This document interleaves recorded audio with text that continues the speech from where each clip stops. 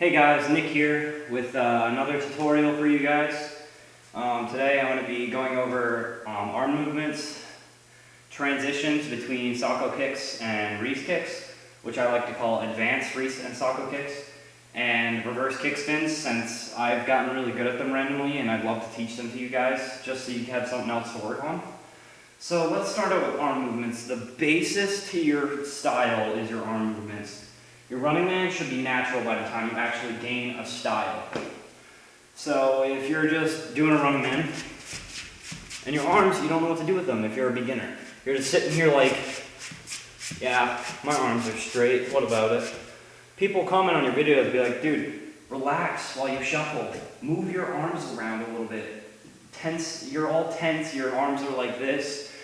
You just gotta do something, you gotta move your arms around. And the basis to your arm movements, there are 3 that I know that are really good.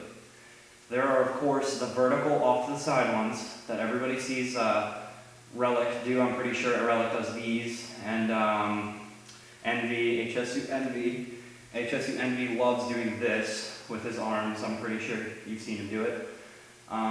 Basically, in play, from side to side, where I use my style, looks like this.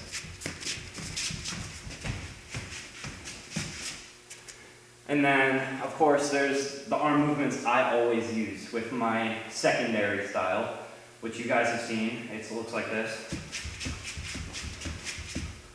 And it's basically a copy of the last arm movement, like this, just out more, without moving your arms. So it looks like this. And you can mix those arm movements perfectly because they're basically almost the same thing. So mixed together can look like this.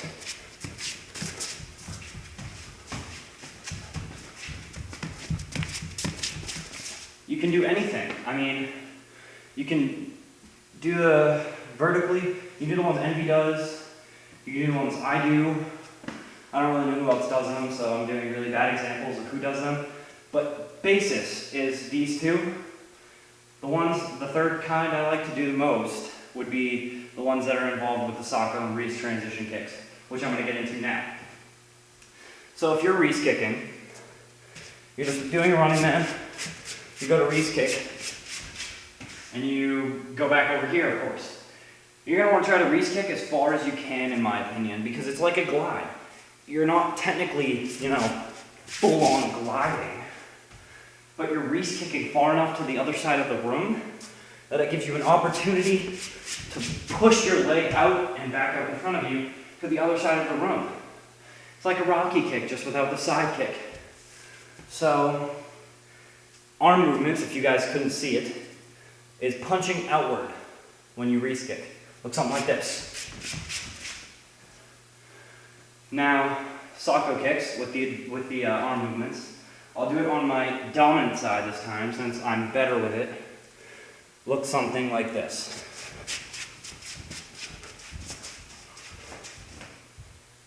Arm movements, simply enough, go with the Sacco kicks perfectly, because you're just moving with your leg. And you do lose balance when you do this, but it also equalizes your balance once you get used to it. So, slow motion looks like this.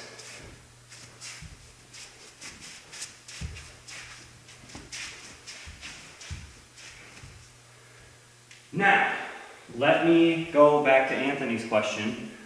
How do I transition doing both of those kicks into a decently good looking glide? Let me show you full speed and then I'll do it slow.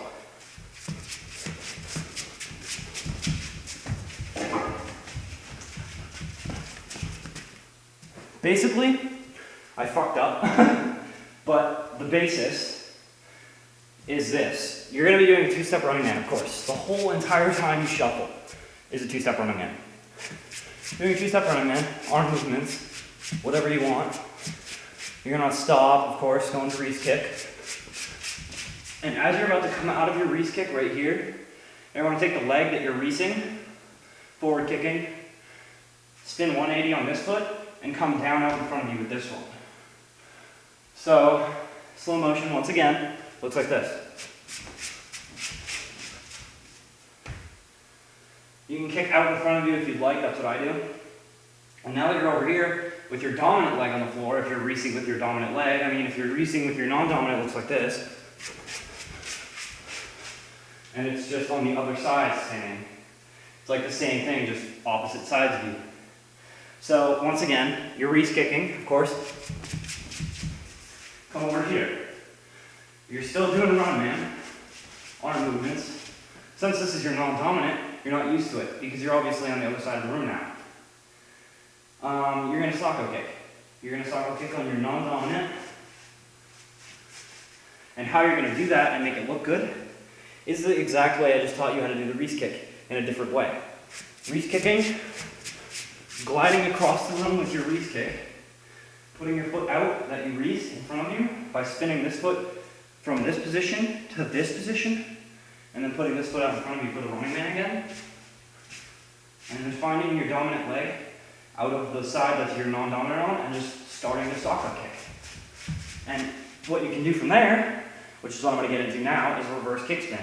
So let's just say you're on your non-dominant, you're doing a Sacco kick. You put this foot down and go back into a running man halfway to the other side of the room. And I know how confusing it gets for some people when you're not on the designated side of the room you're supposed to be on. It happens to me all the time. You're going to put your foot down halfway through your other side of the room, and you're just going to start spinning backwards. And basically what this is, looks something like this.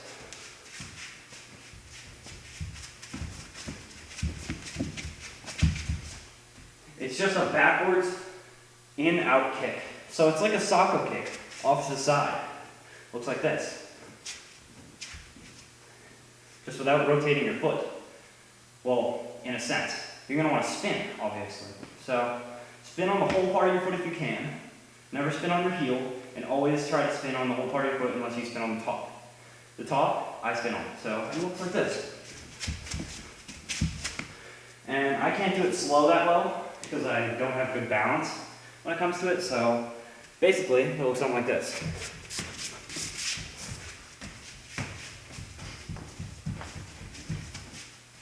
Hopefully this helped you guys. Let me know if it did. Comment.